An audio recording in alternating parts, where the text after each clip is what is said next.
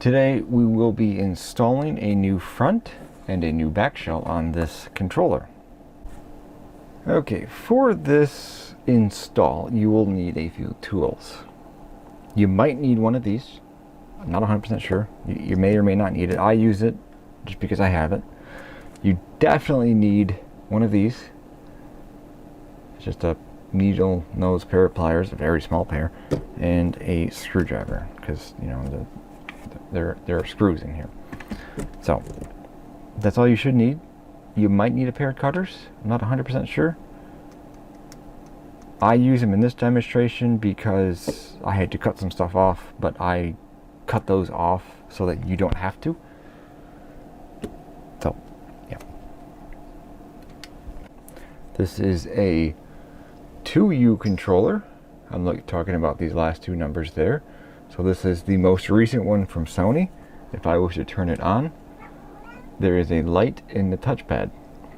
So that means that any of these shells here will work with it.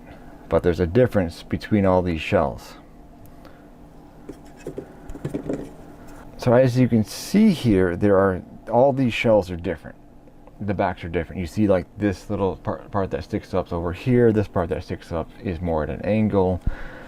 The touchpad are these two little things that stick up, as where the touchpad on this one for the PS button are right here.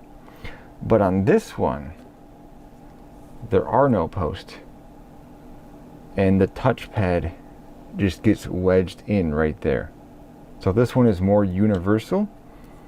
As far as these ones, I will be installing this one today, so I will need to cut these posts off to make it fit.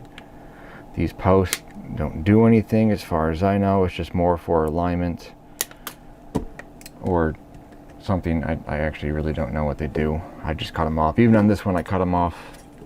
So I just go like this. You have to cut it below so it doesn't poke up into the motherboard. Cut it off and just break it off. And then, because this shell, these two little posts will not do anything with this controller, because this is the most recently updated controller. This shell is the 40 variant, as this is probably the 55 variant controller. And those numbers are on the motherboard. So what I do is I just cut these off, because they're not going to be needed. And the back shell we will be installing is the blue one, because blue and blue. I guess that makes sense. So I have already taken these 4 screws out. And now we're just going to pull this apart. This is a new controller, so it will be relatively difficult maybe. There we go, it cracked a little bit.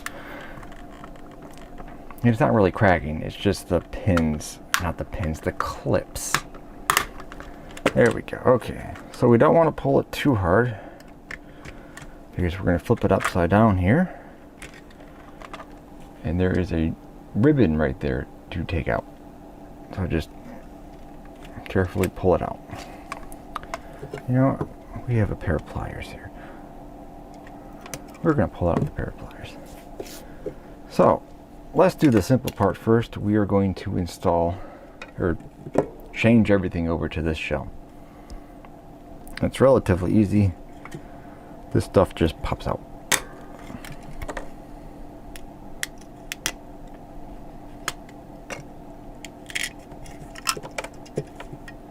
And then a screw right here.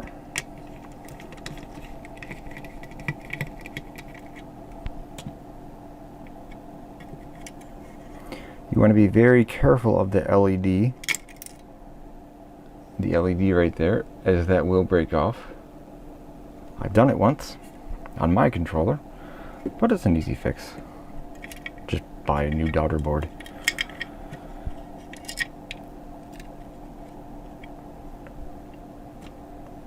Put the screw back. Now all of these screw holes in all of these parts that I'm using, this and then this one, they're not threaded. And Sony screws, all of Sony screws are flat. So you will need to apply a little bit of force to get them to start threading so they don't strip out.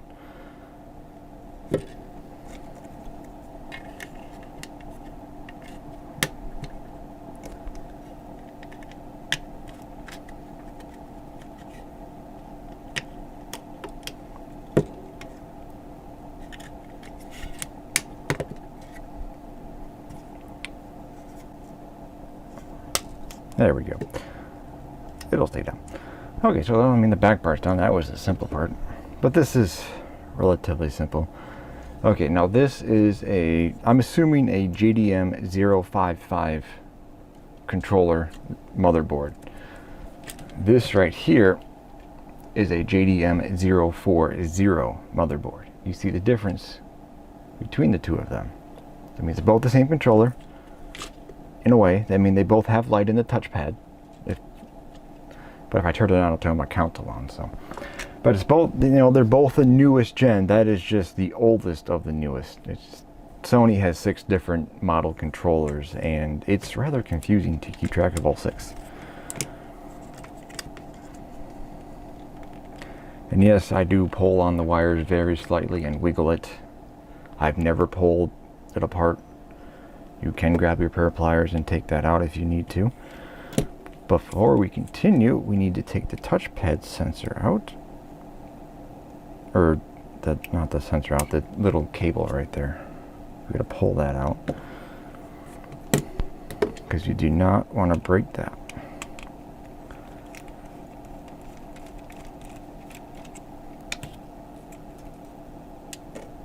Okay. And this cable needs to go straight through that hole, so we're just going to very carefully bend it so it's straight up and down-ish. And we just simply pull this out. And it does say the model number on here somewhere.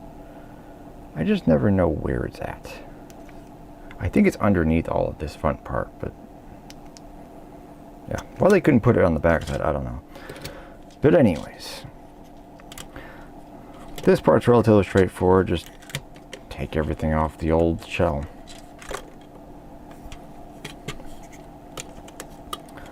Oh, and on these controllers, these are the 2 start and options, or start and share button.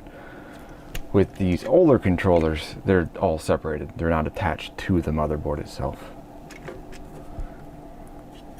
So it does make it just a touch easier. So here's the old one.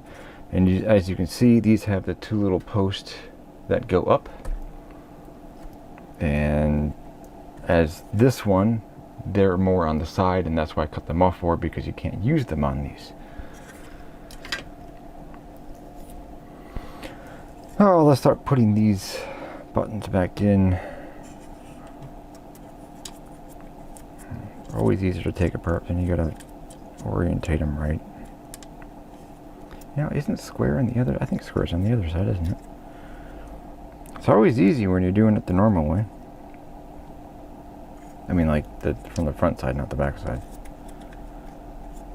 Okay, when it comes to putting your buttons in, you know, the 4 holes, this part right there, that little tab likes to stick forward just a touch sometimes. Not every time, but sometimes.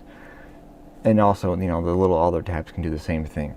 So if your button is touching just ever so slightly, just bend that back just a little bit. You can do the same with the other ones too if they have the same problem. I do it every once in a while.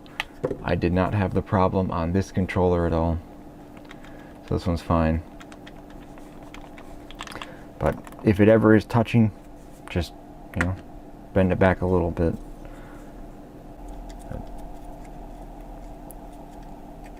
There we go.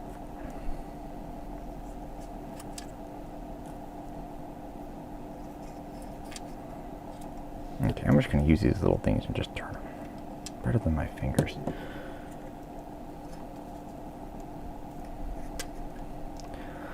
See, and these little, you know, little things you push them into, it just holds it there. That's all it does. It holds the pad in place so that when you put the motherboard on, you know, it doesn't move. Once the motherboard is on, these pads are not going anywhere. Okay, now before we do this next part, this is the shell that matches this shell. Okay, so if you have this shell, then you can easily just put this piece on. Just put it on just like you took it off. Now, if you have one of these ones, let's just put the button in there. And we're going to test the focus on this camera. You see the little point right there. You want to wedge this.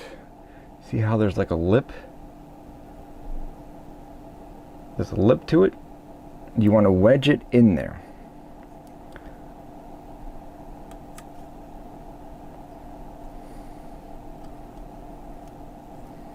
And that's where it goes on these controllers.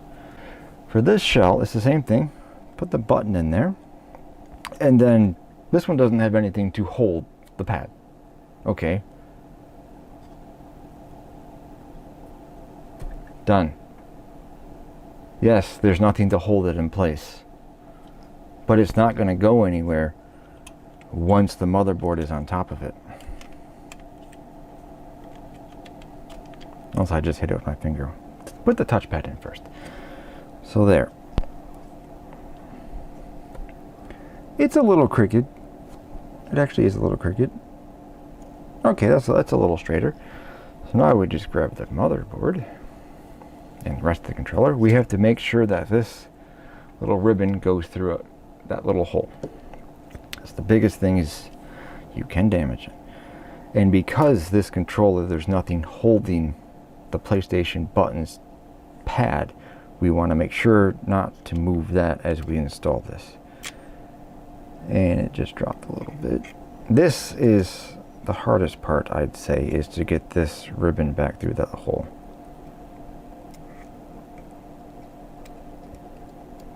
Okay.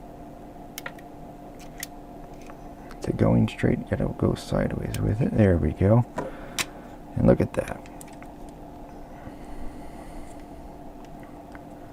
Okay, where did the screw is still on the screwdriver? And like I said, these are not threaded, so push down as you go. And it should be good. Turn it upside down. Test all the buttons. PS button works fine, even though there's nothing holding the pad. Because right now, the screw, putting force on it, is holding the pad from moving.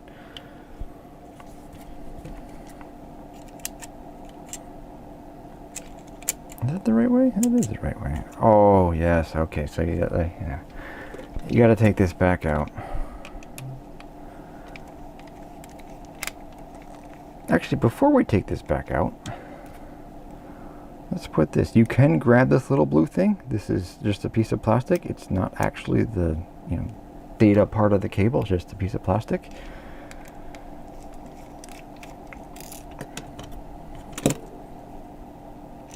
Okay then. So this part has to go on first because this screw does hold the battery holder in place.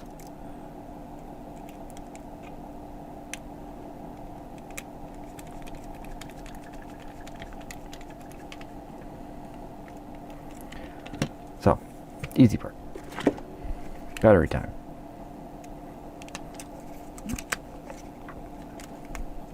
Okay, now before we actually put this back together, you'll see these two tabs.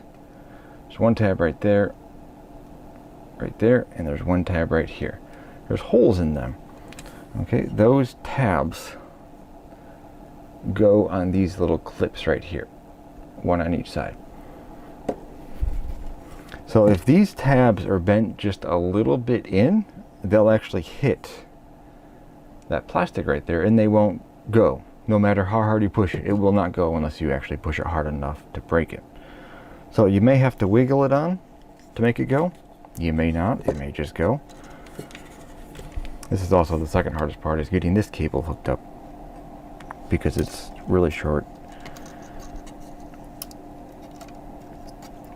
And I probably can't get this on camera because of the angle, but we'll try. What you do not want to do is you do not want to pull it from the daughter board. Maybe we can use these little pliers, I guess. So there is a blue part. I just grabbed the whole cable though and just carefully push it in.